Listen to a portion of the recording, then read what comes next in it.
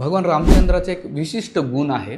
जेव्हा मी रामायणाचं वाचन करीत असताना एक ह्या गुणावर अतिशय आपण जर ध्यानपूर्वक लक्ष ठेवलं, जेव्हा कैकेयीनं त्यांना वनवासात पाठवलं, वल्कल वस्त्र, जटाला नाही का सांगितले जटा धारण कर, कंदमुळं धारण कर. एवढा कैकेयीने त्यांच्यावर अन्याय अत्याचार केला, अपराध केला, पण भगवान रामचंद्राने कधी तिच्याप्रती कटुता ठेवली नाही. जेव्हा भरत त्यांना चित्रकूटमध्ये भेटण्यासाठी आले, त्यावेळेस भगवान रामचंद्र नाही का भरताला सांगतात की जर तुला मला आनंदी ठेवायचा असेल, मला प्रसन्न करायचं असेल, तर तू कैकेयीची सेवा कर. भगवान रामचंद्रांनी बदल्याची, क्रोधाची भावना नाही ठेवली.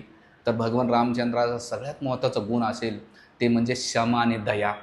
हे आपल्याप्रती कोणी किती अपराध केला, आपल्याप्रती किती जरी अन्याय केला, त्यावेळेस हृदयामध्ये क्षमा आणि दया असली पाहिजे. हे भगवान रामचंद्राच्या चरित्रातून आपण शिकू शकतो. म्हणून ह्या रामनवमीला हे 2 गुण आपण शिकले पाहिजे की आपल्या बाजूला जे कोणी लोक आपल्याप्रती काही करतील, तर क्षमा आणि दया आत्मसात करा. तेव्हा निश्चित भगवान रामचंद्राची कृपा आपण प्राप्त करू शकतो. जय श्रीराम.